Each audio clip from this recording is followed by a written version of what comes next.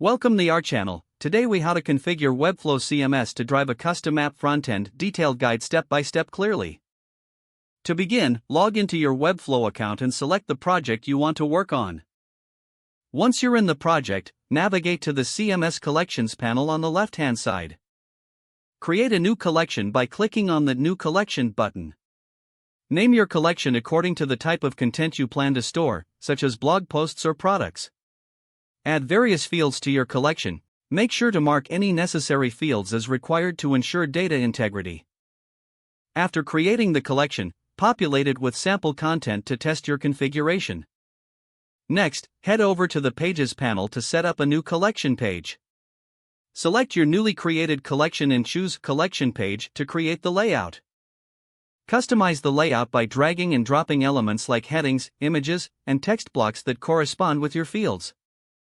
Make sure to link each element to the appropriate CMS field by selecting the element and clicking on the Settings gear.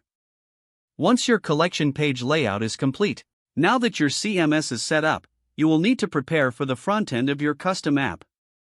Export your Webflow project by going to the Settings panel and selecting the Export Code option. This will download a zip file containing your HTML, CSS, and JavaScript code. Set up your custom apps environment, ensuring you have a local server running, for instance, using Node.js or any framework of your choice. Unzip the downloaded code and integrate it into your custom app directory. Use an API such as the Webflow CMS API to fetch data from your Webflow project for the frontend. Authenticate your API requests using the API key found in the Webflow project settings.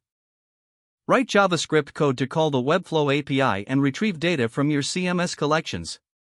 Display the fetched data on your app's frontend by dynamically updating the HTML with the results. Test the functionality locally to ensure that the application correctly displays the CMS data. After confirming everything works seamlessly, deploy your custom app to your hosting service. Finally, monitor the performance and tweak your application as necessary. If the page does not load, refresh the browser or try again in a private or incognito window. Make sure you are using the correct email address, then retype it carefully to avoid small typos. If your password is not accepted, use the reset option and create a new strong password you can remember.